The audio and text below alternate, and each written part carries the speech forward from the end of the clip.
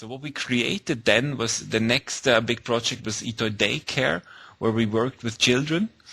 Children who we exposed to internet art, digital art, allowed them to create media art together with us, storyboards, and lots of ideas inside our container.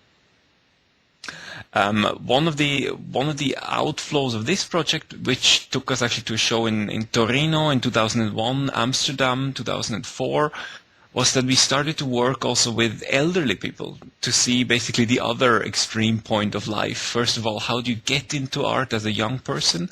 What do children make of art? And then we were interested in interviewing elderly people to find out what is their take on art, and what do they understand if confronted with a system as strange as etoy?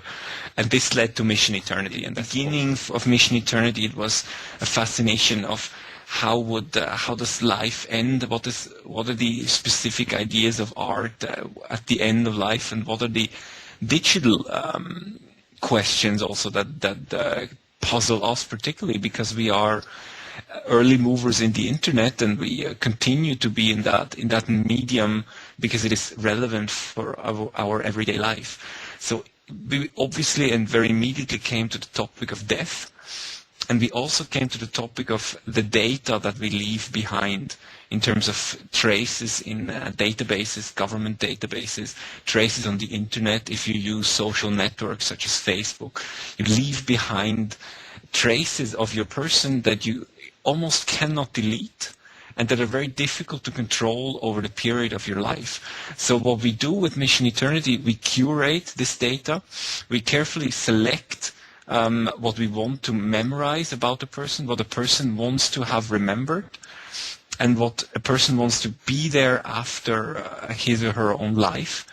And then to make that into what we call an Arcanum capsule, which is essentially a portrait. It's a data capsule which contains photography, video, voice samples, and many other aspects, information about the individual, and that can be stored, and contains interactive parts, which remain interactive after the death of an individual.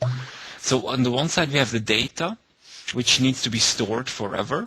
That is the challenge of Mission Eternity. That's why we have software engineers who build the Angel application. You might have come across that. And it's a software that you're welcome to download and feedback.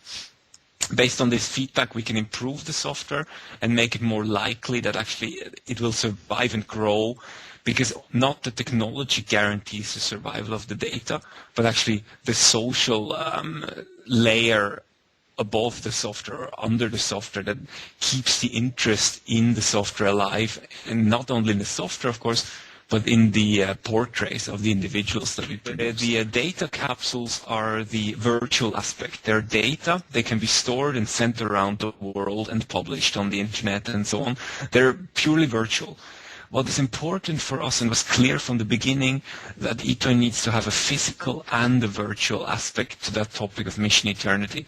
So very early on, we built a sarcophagus because we wanted to have the mortal remains of individuals to be part of Mission Eternity just as much as the data. So both levels, the physical and the virtual, make up Mission Eternity. And the physical part you mentioned is the sarcophagus. The sarcophagus is a multi-user grave site where people after their death will be stored inside cement blocks, which are called terminus.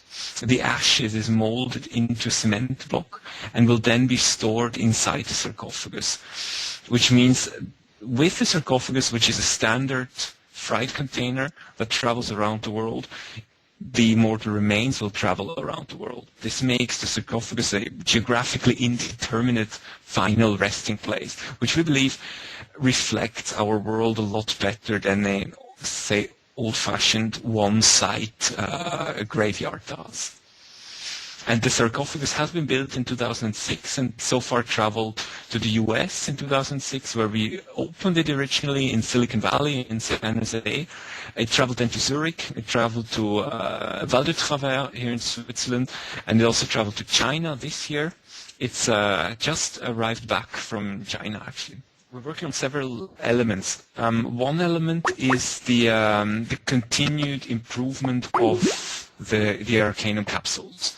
They need a lot of work because only for one individual, that means literally dozens of hours of work and sessions together with the pilot, we call them pilots, the people we portray, to produce a capsule.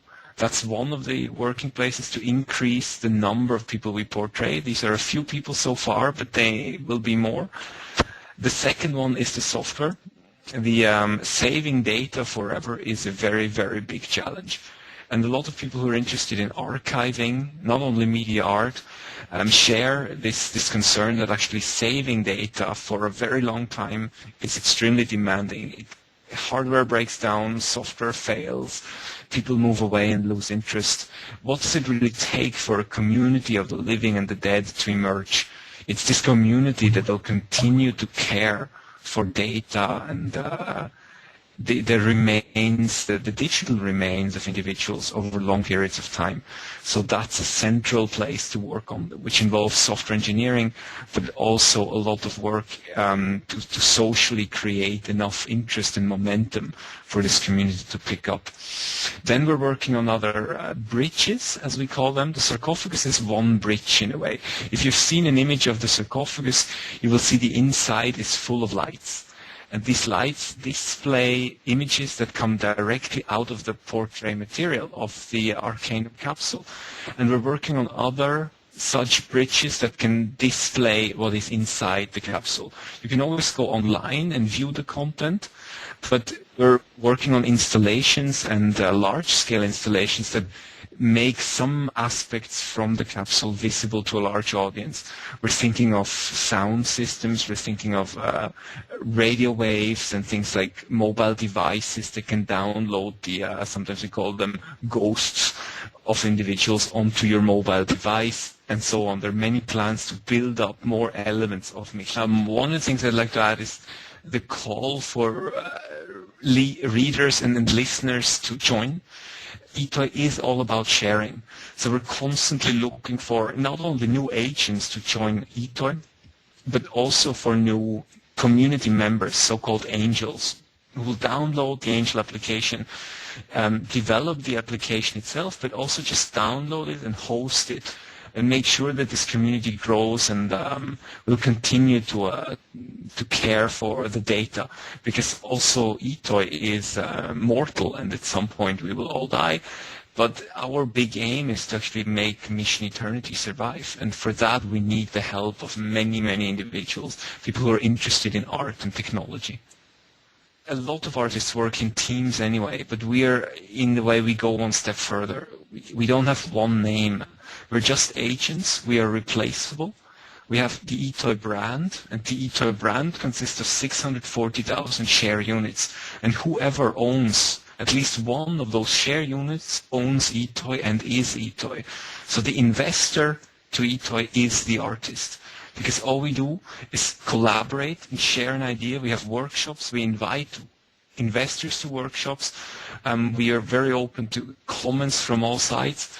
So basically, the ideas we produce as a team, and we share the output as well. The Angel application is open source software, GPL licensed. You can download the software and develop it and share it with somebody else.